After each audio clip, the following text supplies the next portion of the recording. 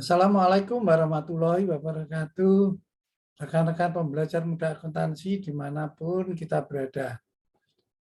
Dalam kesempatan ini kita akan membahas tentang sistem akuntansi di perusahaan dagang. Untuk memudahkan pembahasan, dalam kesempatan ini saya akan share tentang beberapa hal yang perlu kita kenali.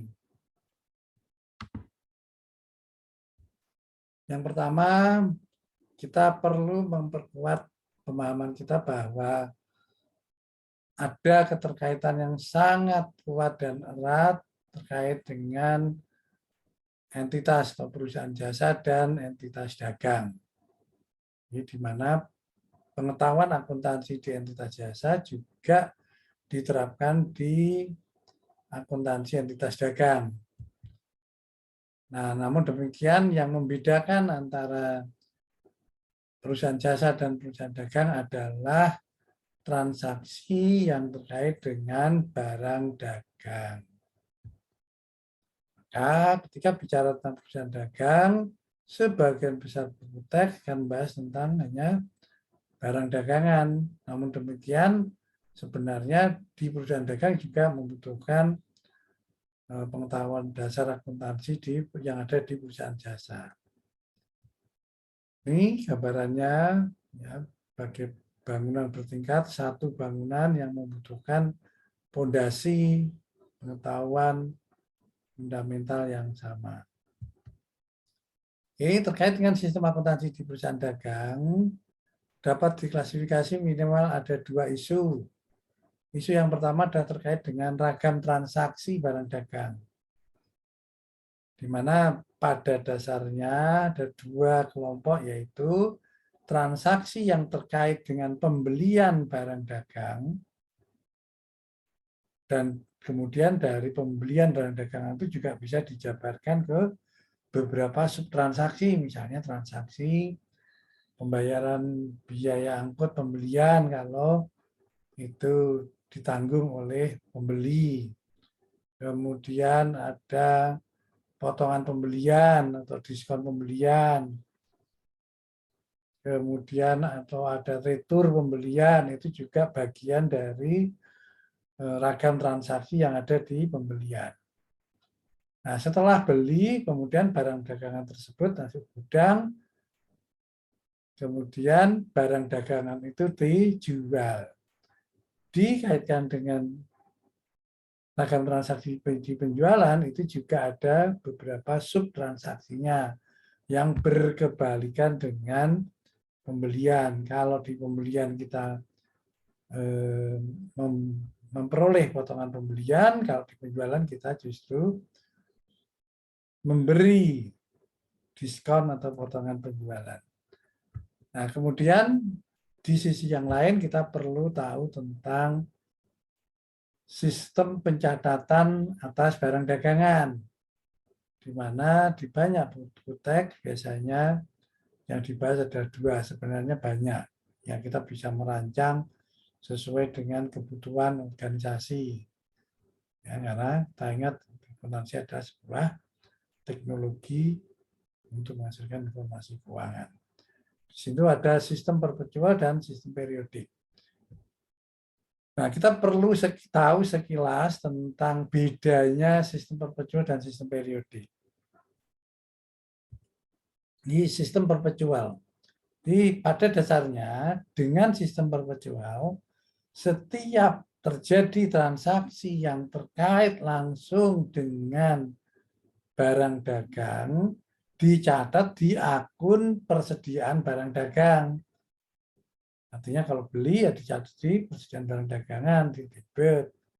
Kemudian kalau dijual maka dia harus di kredit akun persediaan barang dagangan tersebut.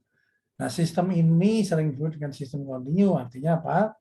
Catatan atau informasi tentang persediaan barang dagang itu selalu terkini, real time, menampilkan informasi yang sesungguhnya yang terjadi atas persediaan barang dagang. Sehingga sistem perpetual ini sangat direkomendasikan, atau bahkan kemudian apalagi di era revolusi industri 4.0 ini, jelas sistem perpetual ini jauh lebih baik. Sementara kemudian untuk sistem yang kedua adalah yang disebut dengan sistem periodik. Sistem periodik ini hanya sekedar mengejar kepraktisan.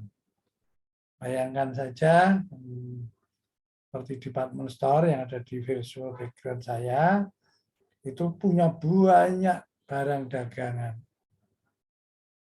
Dan kalau kemudian setiap kali penjualan dicatat berapa barang dagangan, cost dari barang dagangan yang terjual, itu mungkin sangat melelahkan.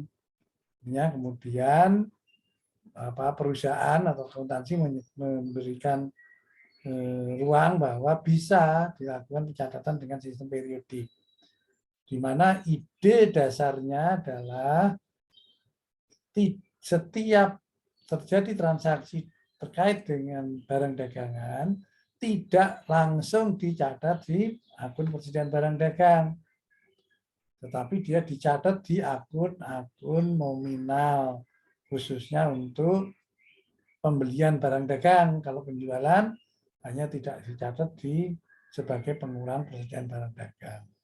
Memang kemudian konsekuensinya informasi terkait dengan barang dagang menjadi tidak up to date.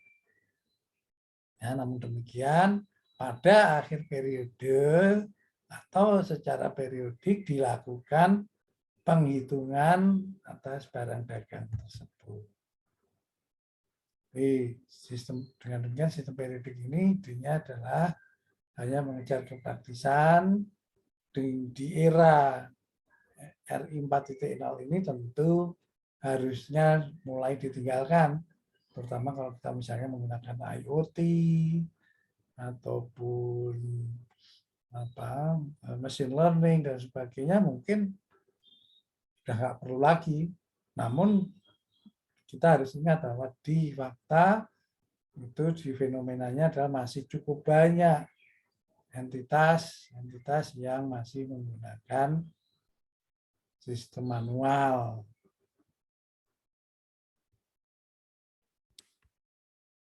Oke, demikian pembahasan kita tentang siklus atau sistem akuntansi di perusahaan dagang. Masih ada satu isu lagi yang akan kita bahas setelah ini. Akhir kata, tetap semangat belajar akuntansi.